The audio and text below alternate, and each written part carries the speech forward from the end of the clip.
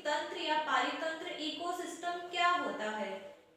तो जैविक और अजैविक घटकों के बीच जो अंतर क्रिया होती है उसको इकोसिस्टम कहते हैं। फिर हमने पढ़ा था इकोसिस्टम की अवधारणा सर आर्थर जॉर्ज टेंसले द्वारा प्रस्तुत की गई थी।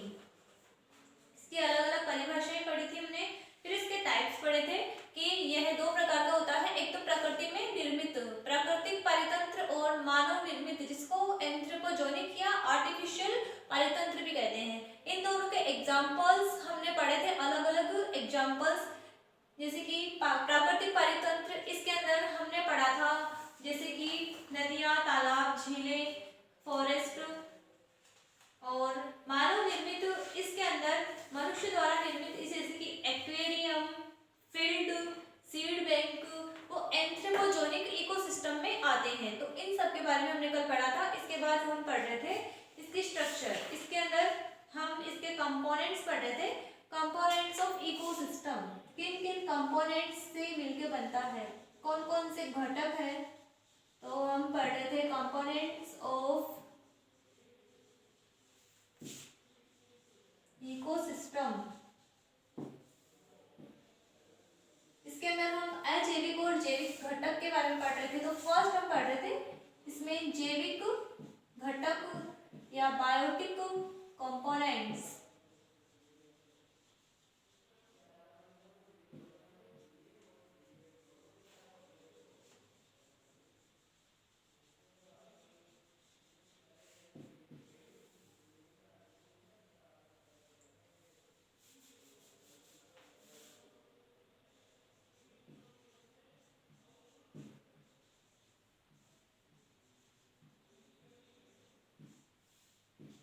जैविक घटक या बायोटिक कंपोनेंट्स, इसके अंदर हमने प्रोड्यूसर्स पढ़ा था। सबसे पहले प्रोड्यूसर्स,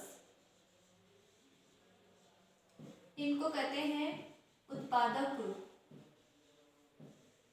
प्रोड्यूसर्स होते हैं उत्पादक, ठीक है। प्रोड्यूसर्स उत्पन्न करने वाले, जैसे कि ग्रीन प्लांट्स है, ग्रीन प्लांट्स को हम प्रोड्यूसर्स जो अपना भोजन स्वयं बनाते हैं, इनको ऑटोट्रोफ्स भी कर सकते हैं। कल हमने पढ़ा था ई.जे. कार्मोंडी, इन्होंने इसको परिवर्तक नाम दिया था क्योंकि क्या करते हैं, ऊर्जा का उत्पादन स्वयं न करके सूर्य से प्राप्त होने वाली जो प्रकाशीय ऊर्जा है, फोटोन ऊर्जा है, उसको रासायनिक ऊर्जा में चेंज करते हैं। इसीलिए कार्मोंडी नामक साइंटिस्ट ने इनको प्रोड्यूसर्स को क्या कहा था, परिवर्तक भी कहा था। प्रोड्यूसर्स के बाद सेकेंड हम पढ़ रहे थे इसके अंदर कंज्यूमर्स, उपभोक्ता। सेकेंड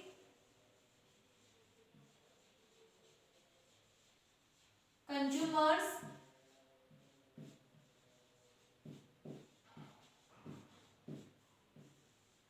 उपभोक्ता। कंज्यूमर्स के अंदर देखो दो प्रकार के कंज्यूमर्स होते हैं, micro consumers and macro consumers.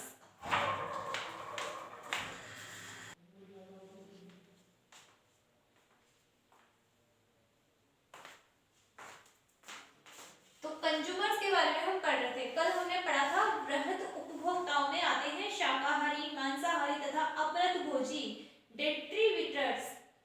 और इसके अलावा लघु उपभोक्ता जिसको माइक्रो कंज्यूमर्स कहते हैं, इसके अंदर छोटे छोटे लघु उपभोक्ताओं को बैक्टीरिया और कवक आदि को इसमें रखा गया है, इसलिए इनको लघु उपभोक्ता कहते हैं।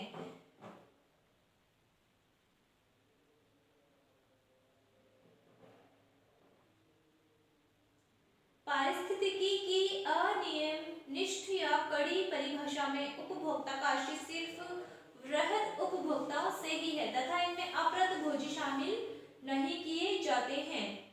वृहद उपभोक्ताओं को फेगोट्रोफ या बायोफेजेज भी कहा गया है। देखो कंज्यूमर्स दो प्रकार के होते हैं, वृहद उपभोक्ता और लघु उपभोक्ता। तो वृहद उपभोक्ता है उनको क्या कहा गया है, वृहद उपभोक्ता। इनको फेगोट्रोफ या बायोफेजेज कहा गया है। फेगोट्रोफ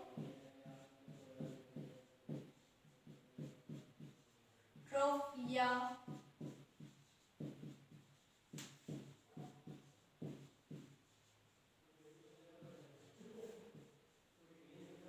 बायोफेजेज कहा गया है।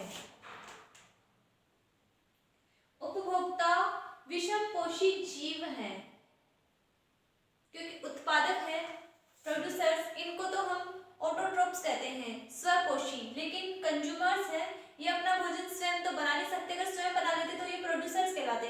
लेकिन ये उपभोक्ता क्यों कहा गया है? क्योंकि ये अपना भोजन स्वयं तो बना नहीं सकते, ये सिर्फ उपभोग करते हैं। जो उत्पादक होते हैं जैसे कि प्लांट्स वगैरह जो अपना फूड बनाते हैं, उससे ये शाकाहारी या मांसाहारी जीव इनसे अपना भोजन लेते हैं, इसीलिए ये उपभोक्ता।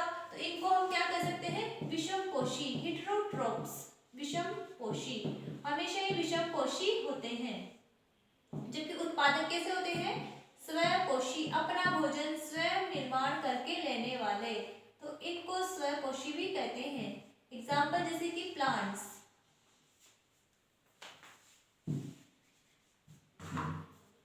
स्वयंपोषी का एग्जाम्पल है प्लांट्स। और जैसे कि हमने कुछ एनिमल्स, फ्लैजिला वाले एनिमल, जैसे कि हमने यूग्लिना के बारे में पढ़ा था, तो उसके अंदर भी फोटोसिंथेसिस की प्रक्रिया पाई जाती है। तो एक फ्लैजिला वाले जो एनिमल्स जंतु हैं वो भी इसमें शामिल हो सकते हैं। तो ये सब क्या कहलाते हैं? स्वयंपोषी कहलाते हैं। विषमपोषी जो अपना भोजन स्वयं नहीं बना सकते, दूसरों पर निर्भर रहते हैं, तो वो विषमपोषी कहलाते हैं। तो वृहद उपभोक्ता होते हैं, उनको फेगोट्रोफ या बायोफेजिस्ट कहते हैं। जो उपभोक्ता अत्यंत महत्वपूर्ण जंतु है, क्योंकि ये वनस्पतियों को जंतु तक या मांस में परिवर्तित कर देते हैं। इस मांस का भक्षण मांसाहारी जंतु करते हैं। इस महत्वपूर्ण भूमिका के कारण प्राथमिक उपभोक्ताओं को की इंडस्ट्री जंतु, लघु उपभोक्ता देखो जैसे कि बैक्टीरिया, कवक, ये बहुत महत्वपूर्ण होते हैं, क्योंकि क्या करते हैं? वनस्पतियों को जंतु तक या मांस जो भी होते हैं उनको मांस में परिवर्तित कर देते हैं। इस मांस का भक्षण मांसाहारी जंतु करते हैं।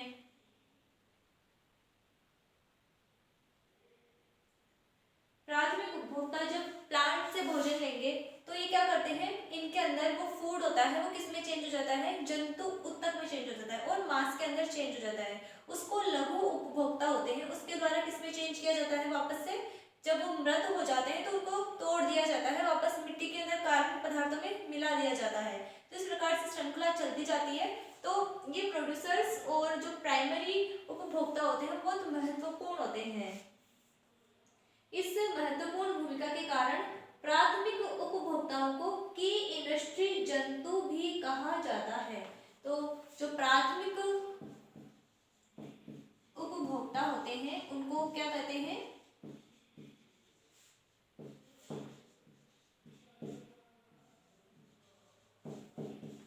की इंडस्ट्री जंतु।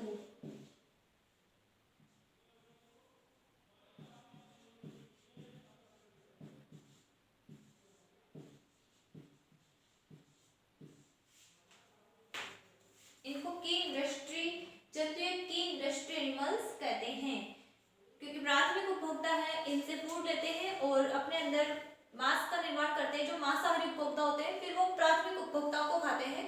तो इस प्रकार से जो कार्निवर्स होते हैं वो हर्बीवर्स को लेते हैं, हर्बीवर्स से अपना फूड लेते हैं। तो इस प्रकार से हर्बीवर्स है वो कहाँ से लेते हैं अपना फूड? प्लांट से। तो इस प्रकार से प्राथमिक उपभोक्ता होते हैं वो बहुत महत्वपूर्ण होते हैं, इसलिए उनको की इंडस्ट्री जंतु भी कहते हैं।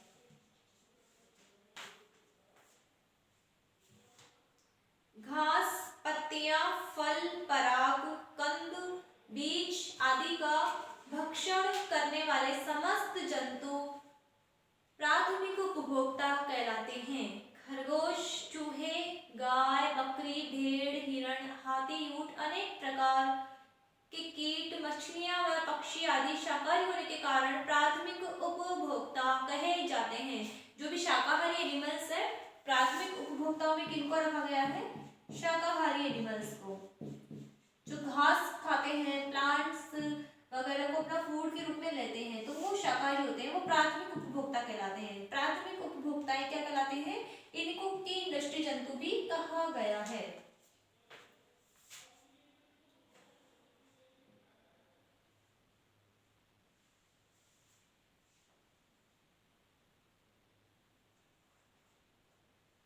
दूसरे प्रकार के उपभोक्ता वनस्पतियों का भक्षण नहीं करते। अब हम दूसरे प्रकार के उपभोक्ता के बारे में पढ़ेंगे। वो वनस्पतियों का भक्षण नहीं करते वरन शाकाहारी जंतुओं का शिकार करते हैं। कीटों का भक्षण करने वाला मेंढक, मांसाहारी मछलियां, मगरमच्छ, बिल्ली, शिकारी पक्षी, शिकारी कीट जैसे कि ड्रैगन फ्लाई, रोबर फ्लाई आदि, कुत्ते, सिंह, व्याघ्र, चीता, तेंदुआ, नेवला, सर्प, इस प्रकार के जंतु हैं। इनमें आपस में विभेदन करने हेतु कुछ अन्य श्रेणियां बनाई जा सकती है। उदाहरण के तौर पे वयस्क मेंढक स्वयं शाकाहार नहीं करता, वरन शाकाहारी कीटों का भक्षण करता है। वयस्क मेंढक है, मेंढक होता है, वो क्या करता है, स्वयं तो प्लांट्स और पेड़ पौधों को नहीं खाता, लेकिन उनको खाने वाले जो कीट होते हैं, शाकाहारी कीट होते हैं, जो प्लांट्स अपना फूड लेते हैं, उनको ये मेंढक ईट करता है, कीटों को। और कीट क्या खाते हैं, पेड़ पौधे, प्लांट से, पादपों से अपना भोजन लेते हैं। तो इस प्रकार से इसको बना सकते हैं, पादपों से भोजन लेते हैं कीट, कीटों को फिर वयस्क मेंढक के द्वारा खाया जाता है। तो इस प्रकार से इनडायरेक्टली रूप से ये प्लांट्स पे डिपेंड है। और ये है प्राथमिक उपभोक्ता, और ये इसको कहेंगे सेकेंडरी उपभोक्ता, द्वितीयक उपभोक्ता। अतः यहाँ मांसाहारी उपभोक्ता कहा जा सकता है। इसको हम क्या कर सकते हैं, मांसाहारी उपभोक्ता।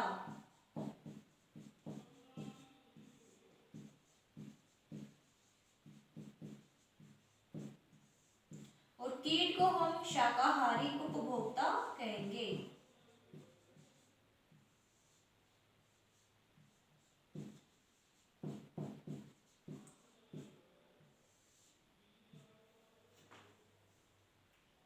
मेंढक का भक्षण सर्प करता है तथा सर्प को सर्पमार पक्षी खा जाता है। मेंढक को देखो आगे कौन खाता है, मेंढक का भक्षण किसके द्वारा किया जाता है, सर्प के द्वारा। तो सर्प होता है वो मेंढक को खाता है, और सर्प को फिर कोई मांसाहारी पक्षी है, सर्पमार पक्षी, सर्प को मारकर खाने वाला, वो उसको खा जाता है, सर्पमार पक्षी उसको खा जाता है। तो इस प्रकार से खाद्य श्रृंखला चलती रहती है।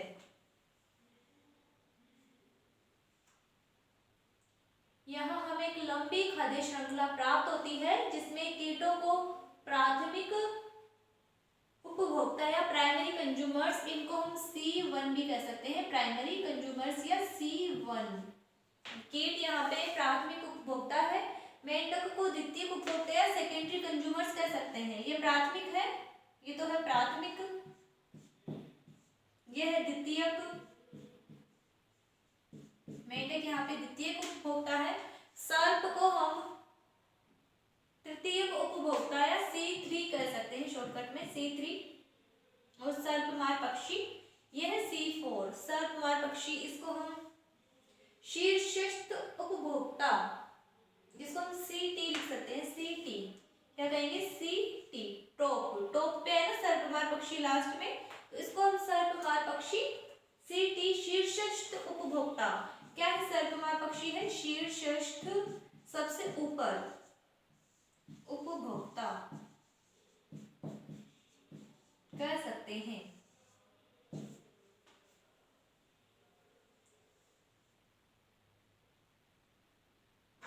तो इस खाद्य श्रृंखला को निम्न प्रकार दर्शाया जा सकता है, जैसे कि ये है P, वनस्पतियां, ये क्या है, प्रोड्यूसर्स है, तो इसको शॉर्टकट में लिख सकते हैं P। इसके बाद वनस्पतियों से कौन भोजन लेते हैं, कीट, इसको हम लिखेंगे C1, इनको प्राथमिक उपभोक्ता। कीट से बाद, कीट के बाद में जब इनको मेंढक लेते हैं तो इसको C2, ये मांसाहारी उपभोक्ता C2 हो गया। इसके बाद मेंढक को सर्प के द्वारा खाया जाता है, तो ये C3, और लास्ट में सर्प को सर्पमार पक्षी या इसको शीर्षस्थ उपभोक्ता कहते हैं, तो इसको CT। इस प्रकार से इस खाद्य श्रृंखला को हम दर्शा सकते हैं। यहाँ पे C1 हो गया कीट, C2 हो गया मेंढक, C3 हो गया सर्प, C4 हो गया सर्पमार पक्षी।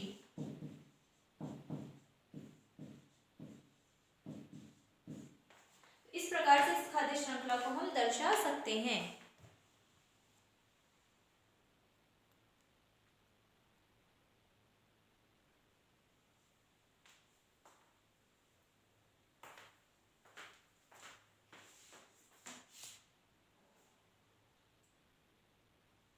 खाद्य श्रृंखलाएं उपरोक्त उदाहरण से कम या अधिक लंबी हो सकती है। इससे लंबी भी हो सकती है, इससे छोटी भी बन सकती है खाद्य श्रृंखला। जरूरी नहीं है डायरेक्ट कीट है, कीटों को डायरेक्ट सर्प के द्वारा या मेंढक को सर्पमार पक्षी द्वारा भी खाया जा सकता है। तो डायरेक्ट ये श्रृंखला है वो छोटी बड़ी हो सकती है, जरूरी नहीं है इतनी लंबी होगी, इससे बड़ी भी जा सकती है और इससे छोटी भी हो सकती है।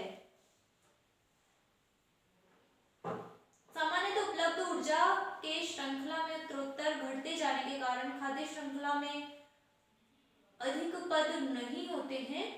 उत्पादकों का भक्षण करने वाले सदस्य प्राथमिक उपभोक्ता तथा श्रृंखला के अंतस्थ सदस्य शीर्षस्थ मांसाहारी कहलाते हैं। शेष सदस्यों को श्रृंखला के स्थान के अनुसार नाम दे दिया जाता है। यह आवश्यक नहीं है कि श्रृंखला में जो जंतु जो भूमिका निभाता हो हर श्रृंखला में उसी स्थान पर रहे। खाद्य श्रृंखला के पद स्थायी नाम नहीं है।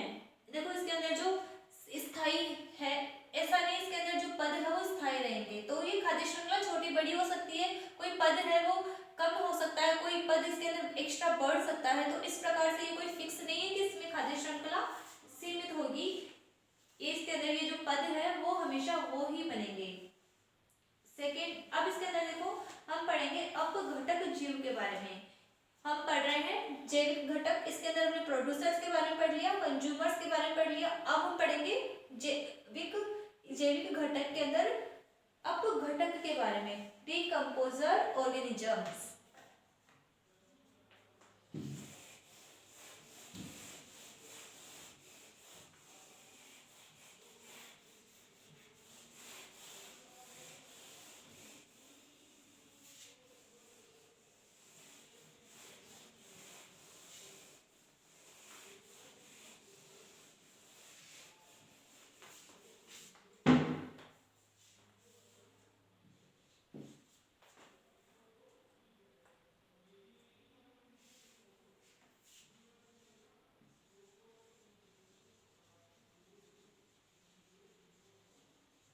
Decomposer organisms।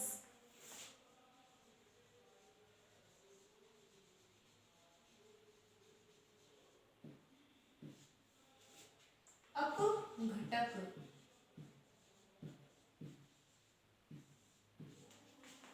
इसमें थर्ड पॉइंट है जैविक घटक में डिकम्पोजर्स, डिकम्पोज करने वाले मृत जंतुओं व वनस्पतियों तथा अन्य जैविक पदार्थों जैसे कि झड़ी हुई पत्तियां, गोबर, पंख आदि को अपरद कहते हैं। इनको अपरद कहते हैं। तो मृत जंतु या वनस्पतियां या कोई अन्य जैविक पदार्थ जैसे कि गोबर, पंख, झड़ी हुई पत्तियां ये अपरद होते हैं और इनका भक्षण करने वाले जीव अपरद भोजी कहलाते हैं। अपरद भोजियों की दो श्रेणियां बनाई जा सकती है। फर्स्ट है, एक श्रेणी के जीव अपघटक या सूक्ष्म उपभोक्ता कहलाते हैं।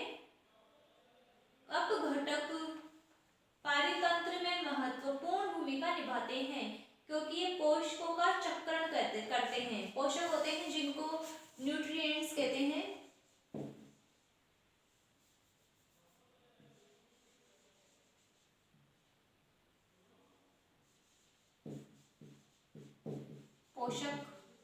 पोषकों का चक्रण, न्यूट्रिएंट्स का चक्रण या पोषकों का चक्रण किया जाता है।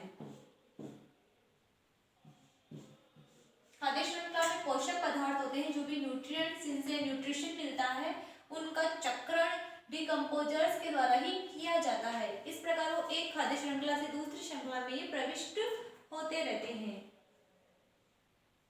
ये मृत कोशिका द्रव्य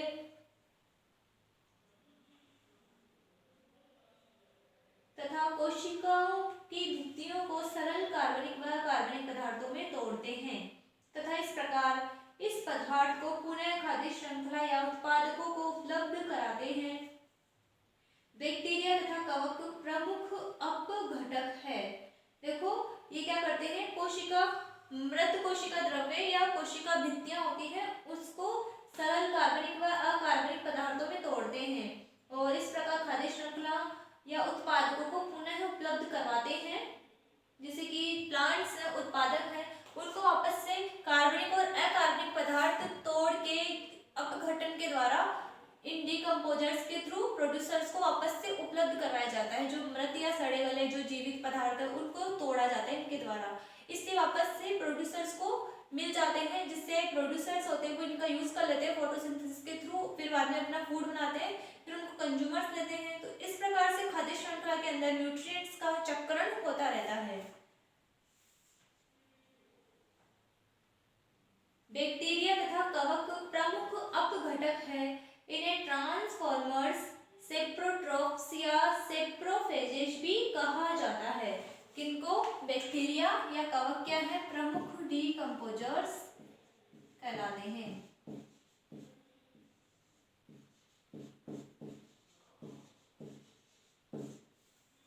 या कवक, बैक्टीरिया तथा कवक। देखो इनको क्या क्या कहते हैं? इनको ट्रांसफॉर्मर्स,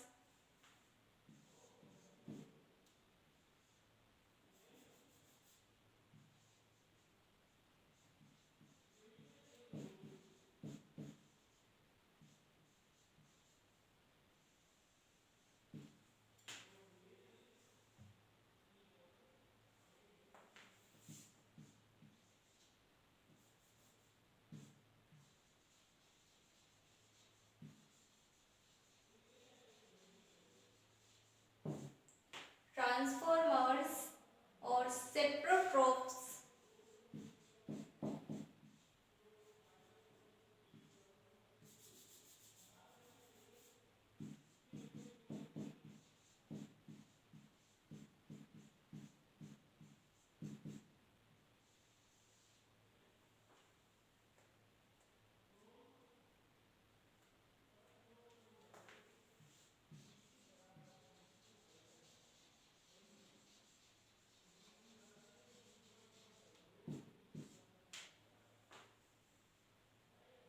सेप्रोफेजेज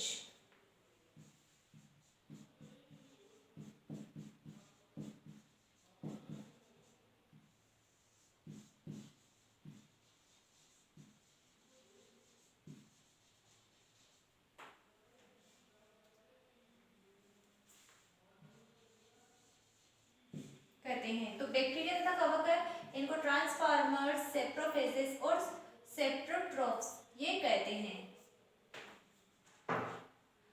अपृतभोजियों की दूसरी श्रेणी बड़े उपभोक्ताओं की है। ये तो था फर्स्ट श्रेणी हमने पढ़ी माइक्रो कंज्यूमर्स, सेकंड आते हैं मैक्रो लघु, पहले तो लघु उपभोक्ता हमने पढ़े, अब हम पढ़ेंगे माइक्रो कंज्यूमर्स, ठीक है, बड़े उपभोक्ता।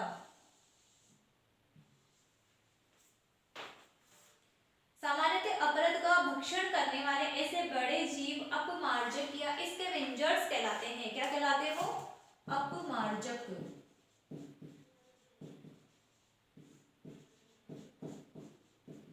या स्कैवेंजर कहलाते हैं।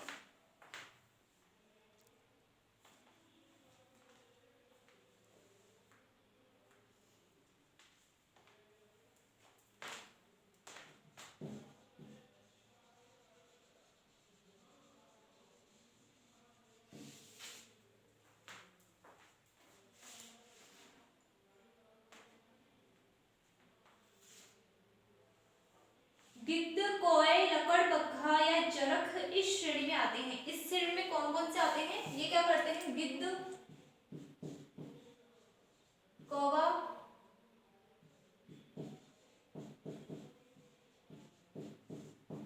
और जरख वो इस श्रेणी में आते हैं, क्योंकि ये लोग ये क्या करते हैं? सड़े गले जो भी मरे हुए एनिमल्स होते हैं उनको खाते हैं, उनका शिकार करते हैं। मरे हुए होते हैं उनको भी खाते हैं, उसके अलावा दूसरे जिंदा होते हैं उनको भी खाते हैं। तो इस प्रकार से ये अपमार्जन मतलब साफ सफाई का काम करते हैं। मरे हुए सड़े गले जो पदार्थ होते हैं, एनिमल्स होते हैं, उनको ये ईट करते हैं, उनको ये खाते हैं। तो ये कहलाते हैं लघु उपभोक्ता, या इनको हम बड़े उपभोक्ता मैक्रो कंज्यूमर्स भी कहते हैं। केंचुए कुछ कीट व निमेटेड जंतु अनेक छोटे अपृतभोजी हैं। हाल ही के अध्ययनों से पता चला है कि अपमार्जक प्रकार के जंतु भी लघु उपभोक्ताओं या अपघटकों की उनके कार्य में सहायता करते हैं। अतः इनका उल्लेख अपघटकों के साथ करना संगत नहीं होगा। इन अपघटकों के कारण खाद्य श्रृंखला में पोषकों का चक्रण निम्न प्रकार हो जाता है। अपघटकों के कारण देखो, जैसे कि प्रोड्यूसर्स है, इनको C1 प्राथमिक उपभोक्ता खाते हैं, फिर C2, फिर लास्ट में C3 और लास्ट में CT जो टॉप पर होता है, इसको हम CT भी कह सकते हैं, टॉप। इसके बाद ये क्या होता है, इनका जब ये मर जाते हैं, डेड हो जाते हैं, तो इनको वापस से इनका अपघटन किया जाता है लघु उपभोक्ता या माइक्रो या वृहद उपभोक्ता के द्वारा। तो उसके बाद क्या होता है, इनका वापस से डिकम्पोजर किया जाता है और ये किससे मिल जाते हैं, आके प्रोड्यूसर्स से मिल जाते हैं। तो इस प्रकार से क्या होता है, न्यूट्रिएंट्स का जो भी कार्बनिक पदार्थ है वो वापस से प्लांट्स को, प्रोड्यूसर्स को मिल जाते हैं। प्रोड्यूसर से वापस से खाद्य श्रृंखला में इस तरह से चलता रहता है ये क्रम, और अंत में फिर से डिकम्पोजर इनको अपघटन कर देते हैं और वापस से प्लांट्स को या प्रोड्यूसर्स के पास उपलब्ध हो जाते हैं। तो ये चक्र बन रहा है, ये चक्र इस तरह से चलता रहता है।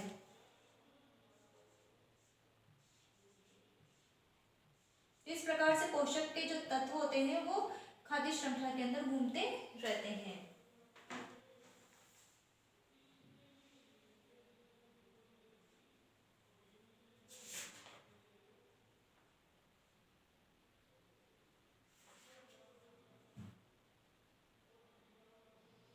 इस प्रकार से हमने जैविक घटक, बायोटिक कंपोनेंट्स, इसके अंदर प्रोड्यूसर्स, कंज्यूमर्स, डिकम्पोजर्स, इनके बारे में विस्तार से पढ़ा। अब हम पढ़ेंगे अजैविक घटक, अबायोटिक कंपोनेंट्स।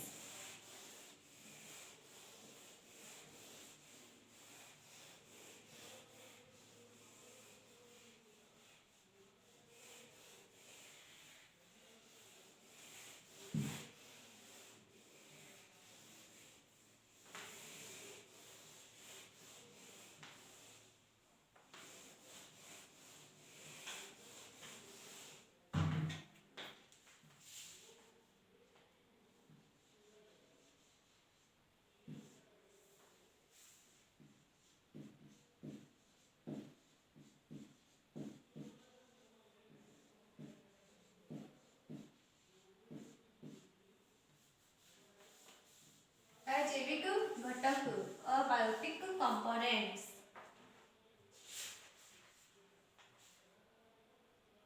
पारितंत्र के जैविक घटकों के अतिरिक्त समस्त अन्य प्रकार अजैविक कहलाते हैं।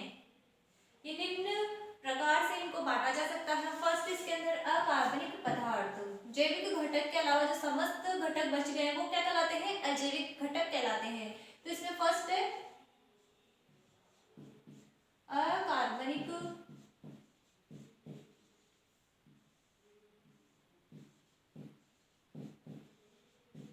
पदार्थ, जिसको हम इनऑर्गेनिक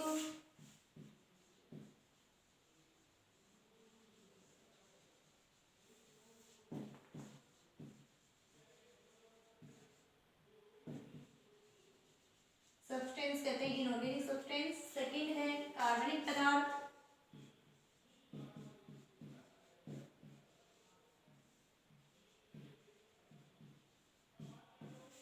इसको हम ऑर्गेनिक सब्सटेंस कहते हैं।